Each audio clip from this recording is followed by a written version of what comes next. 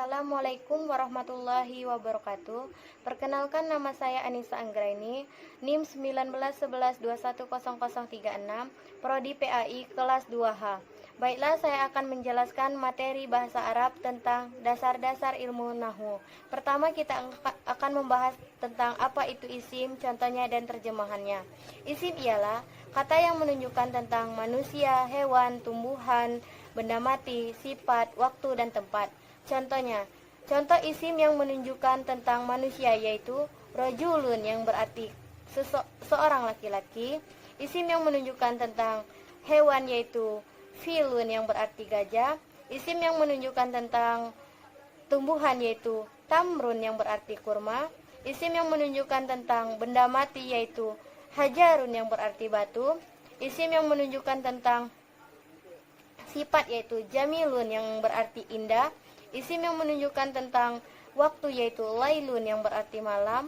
Dan isim yang menunjukkan tempat yaitu masjidun yang berarti masjid. Yang kedua yaitu menjelaskan apa itu isim ghairu munsharif. Isim ghairu munsharif itu ialah isim yang tidak boleh ditanwin. Sebab-sebab isim yang tidak boleh ditanwin yang pertama yaitu nama wanita. Contohnya yaitu Aisyatu, Khadijatu, dan Zainabu. Aisyatu yang berarti Aisyah, Khadijatu yang berarti Khadijah, dan Zainabu yang berarti Zainab. Kenapa dia termasuk ke dalam isim ghairu munsharif? Karena harokat akhirnya itu tidak boleh ditanwin. Yang kedua, contoh yang kedua yaitu nama laki-laki yang berakhiran tamarbuto. Contohnya Hamzatu, Muawiyatu, dan Tolhatu. Kenapa dia juga termasuk ke dalam isim ghairu munsharif? Karena harakat akhirnya tidak boleh ditanwin. Contoh yang ketiga yaitu nama asing atau non-Arab, baik manusia maupun daerah. Contohnya Ismailu, Ibrahimu, dan kalau contoh daerahnya yaitu Baghdadu yang berarti Baghdad. Ismail yang berarti Ismail dan Ibrahim yang berarti Ibrahim. Kenapa dia termasuk ke dalam nama asing? Yaitu karena dia tidak memiliki arti dalam bahasa Arab. Semuanya nama nabi yang ada, semua nama nabi yaitu semuanya termasuk ke dalam isim ghairu munsharif kecuali ada 6. Yang pertama yaitu Muhammadun, Solihun, Suaibun, Nuhun, Lutun, dan Nuhun. Yang ketiga yaitu isim muzakkar. Apa itu isim muzakkar? Isim muzakkar ialah isim yang berjenis kelamin laki-laki. Contohnya yaitu kitabun, kolamun. Kitabun yang berarti buku dan kolamun yang berarti pena. Yang keempat yaitu apa itu isim muannas? Isim muannas ialah isim yang berjenis kelamin wanita.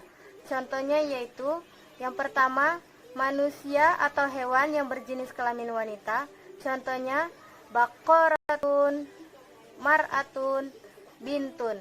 Baqaratun yang berarti sapi betina, mar'atun yang berarti wanita, dan bintun yang berarti anak wanita.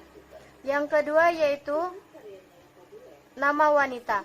Contohnya yaitu Aisyatu, Khadijatu, dan Maryamu. Khadijatu yang berarti Khadijah, Aisyatu yang berarti Aisyah, dan Maryamu yang berarti Maryam.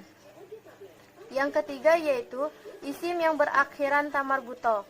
Contoh madrasatun yang berarti sekolah, sayaratun yang berarti mobil, dan minsyafatun yang berarti handuk. Yang keempat yaitu anggota tubuh atau benda yang berpasangan. Contohnya seperti ainun mata, rajulun yang berarti kaki, dan zawrabun yang berarti kaos kaki. Yang kelima yaitu bagaimana cara kita membedakan antara isim muannas dan muzakkar. Cara kita membedakannya yaitu kita harus lebih dulu mengetahui kelompok isim muannas. Jika itu tidak termasuk ke dalam kelompok isim muannas, bisa kita masukkan ke dalam kelompok isim muzakkar. Yang keenam yaitu isim nakiro. Apa itu isim nakiro? Isim nakiro ialah isim yang masih belum jelas atau masih umum. Contoh isim nakiro yaitu kolamun, kitabun, baitun. Kolamun yang berarti pena, baitun yang berarti rumah, dan kitabun yang berarti buku. Bagaimana harokat akhir pada isim nakiro? Isim nakiro harokat akhirnya adalah ditanwinkan. Yang ketujuh yaitu isim ma'rifah. Apa itu isim ma'rifah? Isim ma'rifah ialah isim yang sudah jelas atau sudah pasti. Contoh isim ma'rifah yang pertama yaitu nama manusia, daerah, tempat, atau kota.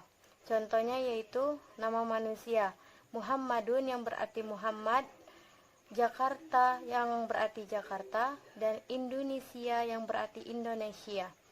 Contoh yang kedua yaitu isim yang diberi alif lam. Contohnya yaitu al-kitabu, al-kursiyu, dan al-qalamu. Al-kitabu yang berarti buku itu, dan al-kursiyu yang berarti kursi itu, dan al-qalamu yang berarti pena itu. Bagaimana harokat akhir pada isim ma'rifah?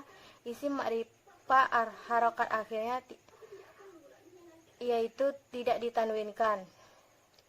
Tetapi ada juga isim ma'rifah yang ditanwinkan. Contohnya nama manusia.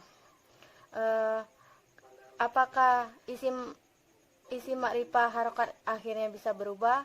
Isim ma'rifah harokat akhirnya bisa berubah karena diberi alif lam. Yang kedelapan yaitu isim ma'rifah. Bagaimana cara kita membedakan antara isim ma'rifah dan isim nakiro?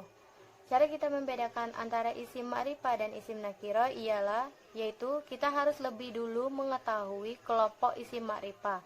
Jika kelompok itu tidak termasuk ke dalam kelompok isim ma'rifah, maka bisa kita masukkan ke dalam kelompok isim nakiro. Yang ke-9 yaitu jumlah fi'liyah. Apa itu jumlah fi'liyah?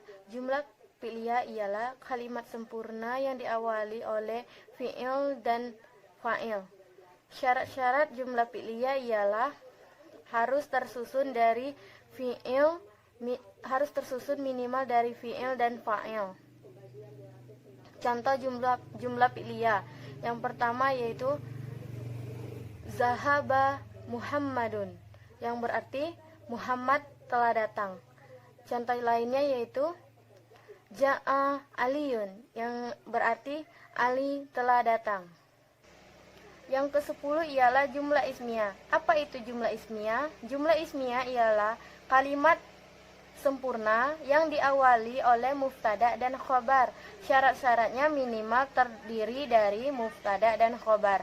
Apa itu mubtada? Mubtada ialah isim ma'rifah dan khobar yaitu isim nakiro. Contoh jumlah ismiyah. Yang pertama yaitu al-masjidu kabirun, yang berarti masjid itu besar. Itu contoh jumlah ismiyah dengan isimnya muzakkar. Sekarang jumlah ismiyah dengan isimnya muannas. Contohnya al-madrasatu kabiratun, yang berarti sekolah itu besar. Dan bagaimana harokat akhir pada jumlah ismiyah? Harokat akhir pada jumlah ismiyah ialah kalau dia mubtada, harokat akhirnya yaitu tidak ditanwinkan. Tetapi kalau dia khobar, dia ditanwinkan. Yang ke-11 yaitu fi'il lazim. Apa itu fi'il lazim? Fi'il lazim yaitu fi'il yang tidak membutuhkan objek. Contohnya seperti zahaba Muhammad, yang artinya Muhammad telah pergi, atau ja'a Muhammad, yang artinya Muhammad telah datang. Kenapa dia tidak membutuhkan objek? Karena datang dan pergi itu ditujukan untuk diri sendiri. Yang ke-12 yaitu fi'il muta'addi. Apa itu fi'il muta'addi? Fi'il muta'addi ialah fi'il yang membutuhkan objek. Contohnya seperti Doroba Zaid kalban, yang artinya Zaid telah memukul anjing. Atau contoh lainnya yaitu Istaro Zaid al-khozoro, yang artinya Zaid telah membeli sayur. Kenapa dia membutuhkan objek? Karena kalau tidak diberi objek, dia belum menjadi kalimat sempurna. Contohnya, Doroba Zaid. Zaid memukul. Apa yang dipukul Zaid? Itulah dia harus diberi objek. Yang dipukulnya contohnya seperti Doroba Zaid kalban. Zaid telah memukul anjing. Sekian penjelasan materi dari saya. Lebih dan kurang saya mohon maaf. Wassalamualaikum warahmatullahi wabarakatuh.